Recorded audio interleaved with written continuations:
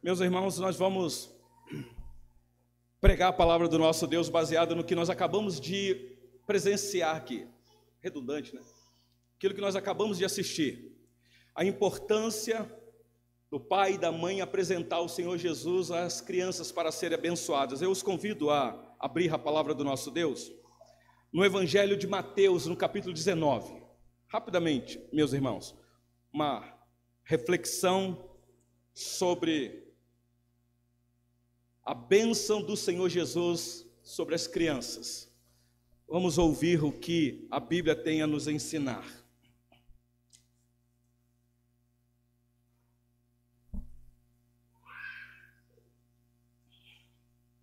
Mateus capítulo 19, eu vou ler apenas 3 versículos. O versículo 13, 14 e 15. É tão conhecido este texto, eu sei disso. Mas atente os teus ouvidos aí para o que diz aqui a palavra do nosso Deus.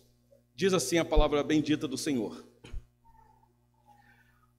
Trouxeram-lhe, então, algumas crianças para que lhes impusesse as mãos e orasse. Mas os discípulos os repreendiam.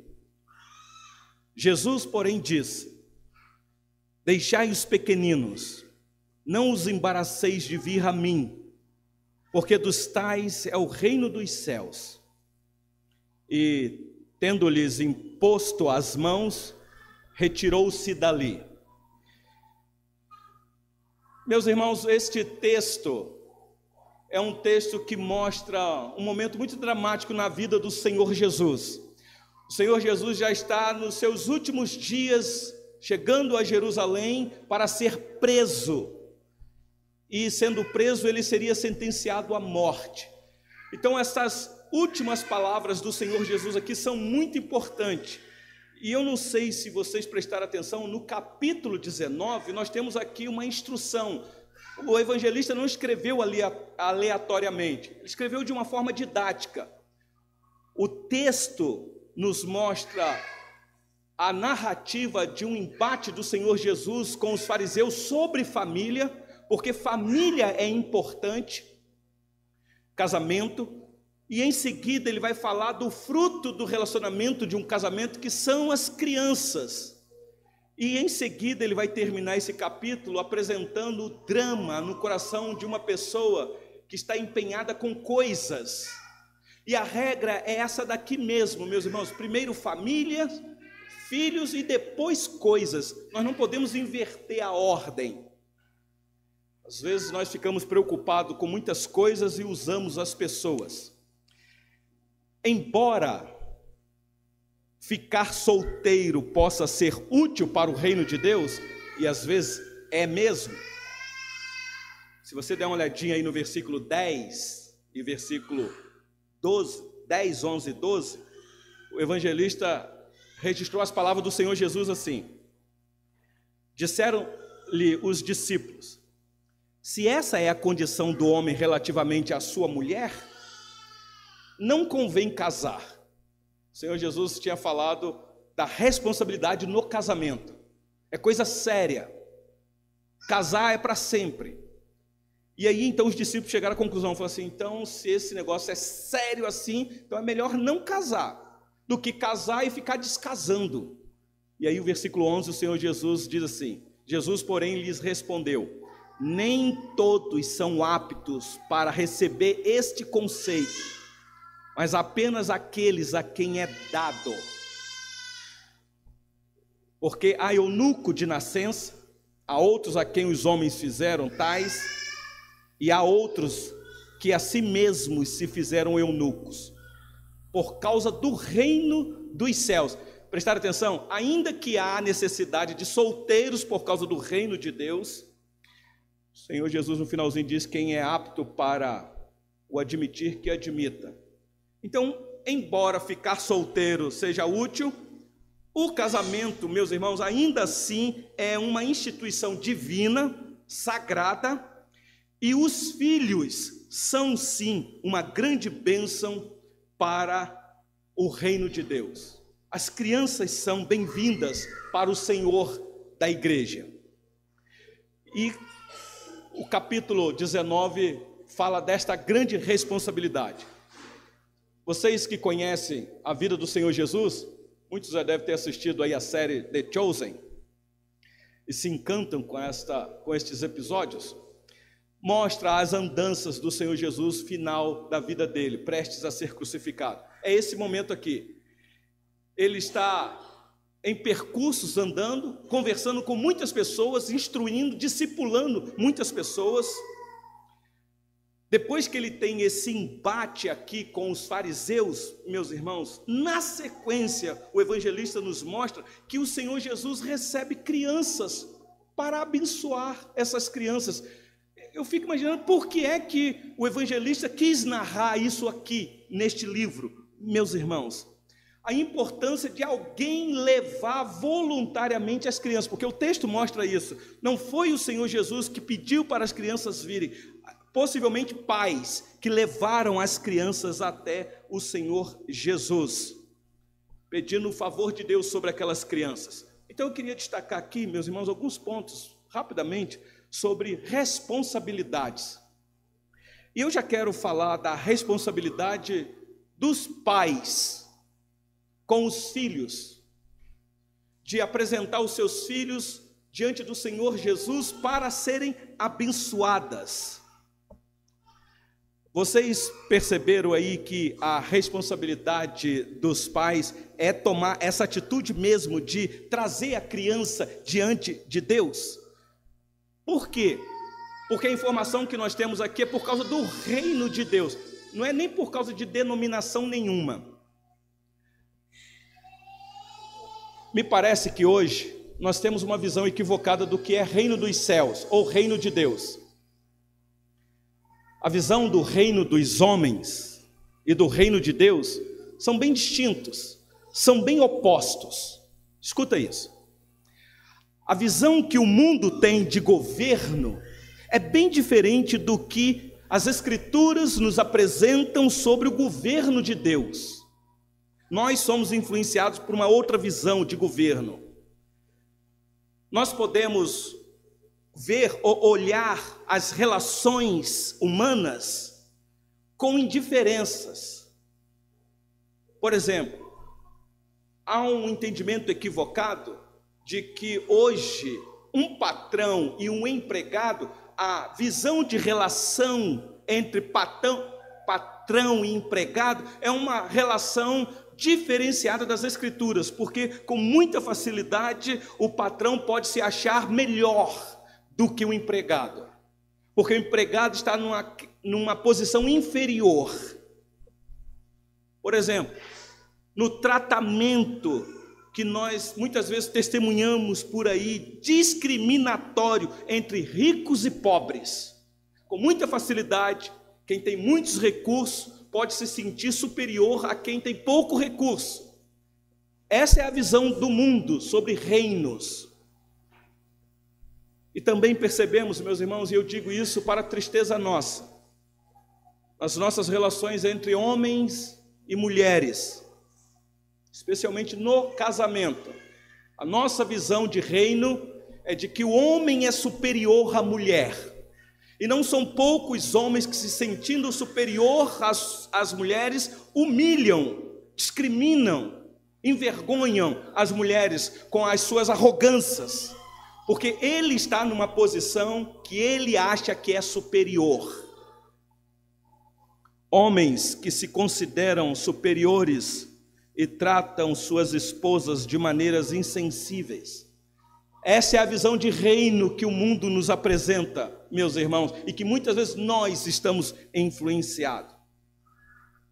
Então, os fracos são pobres, empregados, mulheres muitas vezes e crianças. Esses são os valores do reino do mundo.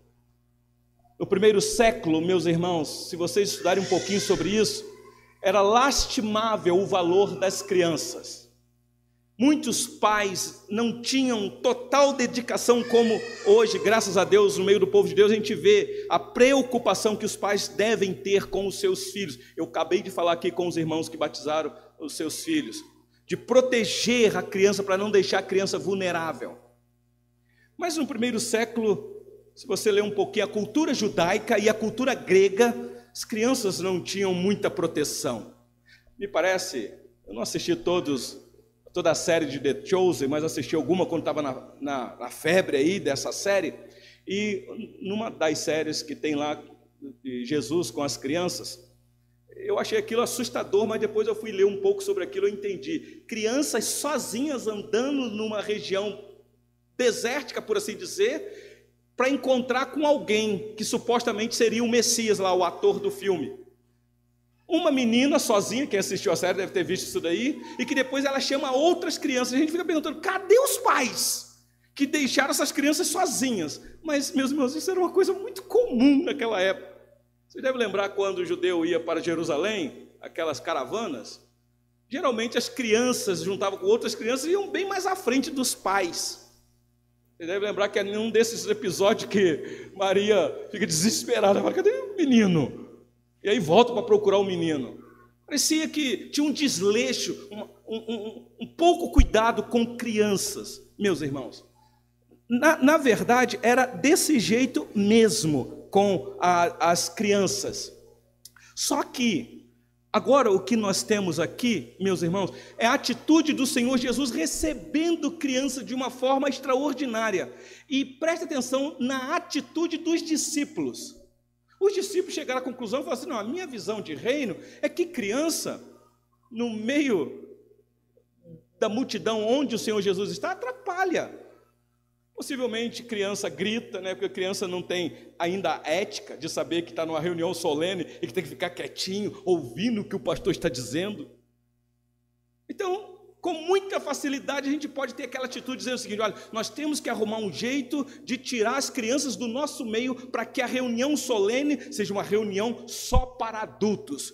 E aí, então, não sei se essa influência estava na cabeça dos discípulos, eles tentaram impedir as crianças. Se você prestar atenção no texto de Marcos, capítulo 10, que registra esse mesmo episódio, diz que quando o Senhor Jesus percebeu a atitude dos discípulos de impedir as crianças, diz que ele ficou indignado.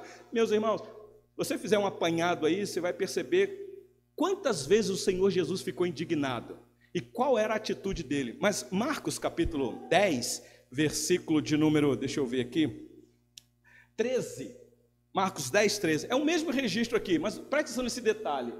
Então lhe trouxeram algumas crianças para que as tocasse, mas os discípulos os repreendiam. Essa era a visão deles sobre o reino do mundo na questão das crianças. E aí olha a atitude do versículo 14. Jesus, porém, vendo isto, indignou-se e disse-lhe, deixai vir a mim os pequeninos, não os embaraceis. Então eu quero falar com vocês rapidamente aqui sobre a responsabilidade que tanto os pais quanto a igreja têm com as crianças. Vocês lembram que quando houve a promessa da vinda do Espírito Santo, o profeta Isaías disse assim, Isaías capítulo 44, versículo 3, preste atenção nesse registro, meus irmãos. Isaías 44, 3, isto.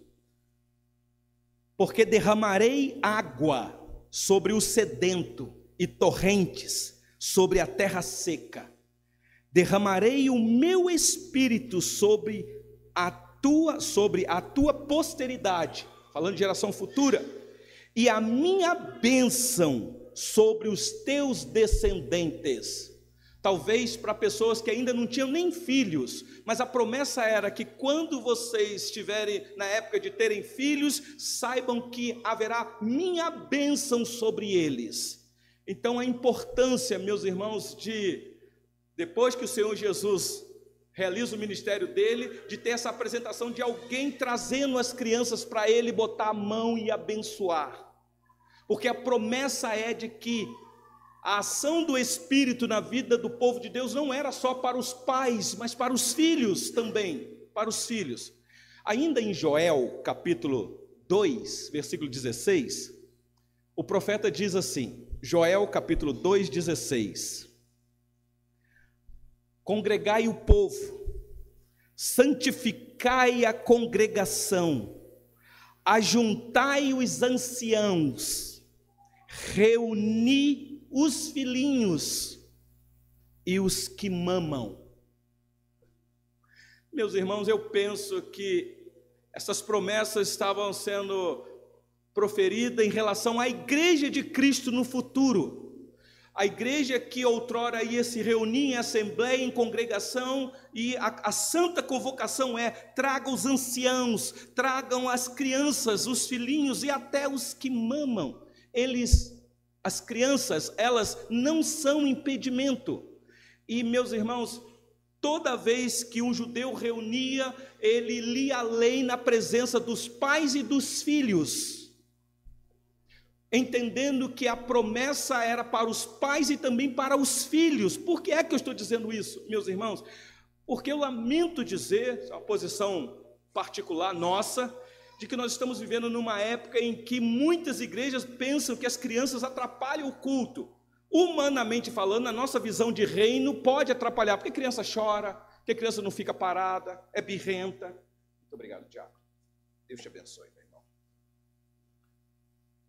Quem está do lado fica: oh meu Deus, essa criança chorando aqui, o pai não levanta nem para levar a criança ali atrás. A gente não tem isso. Aqui nessa igreja a gente tem a dinâmica, a gente já orientou. Nós temos um cantinho ali, o cantinho para orientar os pais, para quando a criança estiver muito irritadinha, igual aconteceu agora há pouco, leva lá, dá uma aguinha, vai no banheiro e volta com a criança.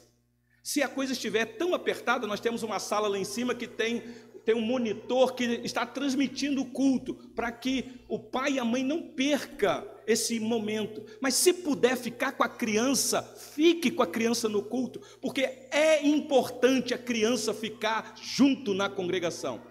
Eu sei que tem os contrários que vão dizer: pastor, mas a congregação não é toda aqui o ambiente. Às vezes nós levamos a criança para um lugarzinho, para ela ter o momento dela lá. É um cultinho mais especial para ela. Não, isso a gente já faz na escola dominical aqui, o pessoal sabe disso. Escola dominical nós temos a salinha específica para ela. Culto, reunião da congregação, de convocação da parte do Senhor Deus, é para os pais e para os filhos, e até mesmo aqueles que amamentam. Então, deixai os pequeninos vir, disse o Senhor Jesus. Por quê? Porque é difícil entender isso, porque dos tais é o reino dos céus. Volta lá para Mateus capítulo 19, versículo 14. Porque dos tais, meus irmãos, é o reino dos céus. Não é o reino do mundo, não é o reino dos homens, é o reino de Deus. E preste atenção no detalhe aqui: o Senhor Jesus não está aqui ensinando que o reino dos céus pertencem a todas as crianças. Mas o que ele está ensinando aqui é que ser como criança é essencial para participar do reino dos céus. Aliás, ele, um pouco antes aqui de Mateus, capítulo 18, ele falou sobre isso. Quando havia lá uma discussão dos adultos perguntando quem era maior no reino dos céus, alguma coisa assim, queria destaque, e ele toma uma criança e usa como exemplo. E a gente fica surpreso com essa atitude do Senhor Jesus. Portanto, meus irmãos, o Senhor Deus dá sim às crianças um lugar importante na sua igreja e no reino dos céus. Por isso é que na Igreja Presbiteriana do Brasil, nós entendemos que a bênção da fé dos pais está prometida também para os filhos. Nós não batizamos as nossas crianças porque elas têm fé. Nós batizamos as crianças porque o nosso entendimento teológico da palavra batismo é purificação, é lavagem, é promessa de vida eterna, não só para os pais, mas para os filhos também. Nós não cremos que filho de crente é crentinho, mas nós cremos que há uma promessa sobre a vida dos filhos dos crentes, que se você ensinar, se você prometer e cumprir o que prometeu, meus irmãos, Deus é fiel para cumprir a promessa. A promessa é para os pais. Por isso é que o versículo 15, e eu encerro aqui, diz que então ele estende as mãos e abençoa aquelas crianças. Eu fico imaginando a cena, o coração dos pais, Eu tenho certeza que nós temos muitos pais aqui, e que a maioria de vocês querem exatamente isso para o filho de vocês, querem que elas sejam abençoadas. Imagina a cena, o Senhor Jesus lá, e o pai levando a criança e ele estendendo a mão. Meus irmãos, não era qualquer um que podia estender a mão sobre quem quer que seja. Havia um ritual preparatório para isso. Mas agora estão aquelas mãos santas, as mãos do Senhor Jesus, que daqui a pouquinho seria presa no madeiro. A sombra da cruz já estava rondando o Senhor Jesus. Ele iria ser chicoteado, ele ia ser envergonhado publicamente, mas antes disso, aquelas mãos santas sobre crianças abençoando. Que lição é esta, meus irmãos? Por isso é que você percebe que na nossa época, o ataque sobre as nossas crianças. Por isso é que você, pai que está aqui, você tem que proteger o teu filho mesmo. Especialmente você que trouxe o teu filho para ser abençoado pelo Senhor Jesus na igreja. Esse é o nosso entendimento. Como que você leva o seu filho para ser abençoado pelo Senhor Jesus? No local onde ele é a cabeça. Que nesse corpo, nós como membros estamos unidos. Não tem ninguém melhor do que ninguém. Aliás, se alguém quiser ser maior aqui, aprendam com as crianças, disse o Senhor Jesus. Então, a lição que eu tiro para nós aqui é: você que está aqui, que é solteiro, eu sei que há lugar para você no reino de Deus, e há mesmo. Talvez você não quer nem casar, porque existe gente que não quer casar. Você, eu vou arrumar sarna para me coçar, não. E é melhor você ficar solteiro mesmo, porque casamento é coisa séria. Não pensa que é algo divertido. É, claro que é divertido. Mas tem os seus momentos de lágrimas. Quem é casado aqui sabe disso. Mas para você que é solteiro e pensa em casar, eu quero te incentivar ao que Agostinho de Hipona disse uma certa feita. Comece já a orar a Deus pelos filhos que Ele irá te dar. E já começa a orar desde já. Senhor, eu não sei se vai ser menino ou menina, eu não sei se vai ser gêmeos, mas eu já quero agradecer o Senhor. Faça isso. Agostinho disse que o solteiro já tem que orar 20 anos antes da criança nascer. Que coisa, Agostinho parecia que estava alucinado. Mas eu penso que é isso mesmo, já começa a orar. E a você que está aqui, que é casado, que ainda não tem filhos, eu sei que nós estamos vivendo numa época em que o reino desse mundo te influencia a dizer: primeiro, compre a sua casa própria. Primeiro, faça a tua faculdade. Primeiro, compre o teu carro. Primeiro, e depois você pensa em filho, porque filho atrapalha. Deixa as crianças virem. Confie no Senhor Deus. Nós somos o povo da fé. É Deus que abre o ventre da mulher e faz ela ser alegre mãe de filhos. Não impeça o curso natural de Deus trazer as crianças ao mundo. Não seja você um impedimento para as crianças chegarem. Nós somos muito bons, e eu falo isso com muito cuidado aqui, porque eu sei que está gravando. Nós falamos isso abertamente, nós somos contra aborto. Aborto é crime. Aliás, no Brasil se discute muito isso. Eu sei que tem aquela questão do Código Penal, da mulher que foi estuprada, da criança ou da mãe que corre risco. Eu sei disso, eu entendo de leis. Mas nós somos, meus irmãos, contrário ao entendimento de que você tem que ter direito de matar uma vida dentro de você. Se a mulher foi estuprada e não quer a criança, eu lhe aconselho a cuida dessa criança com todo amor e carinho. Quando nascer, doa, mas não mata, porque é uma vida, e é uma vida preciosa para o Senhor Deus. Então, para você que é casado e que não tem filho, não impeça, deixa vir. Tem muitos casados que desejam ter filhos e não conseguem, e tem muitos casados que podem ter filhos e não querem ter filhos.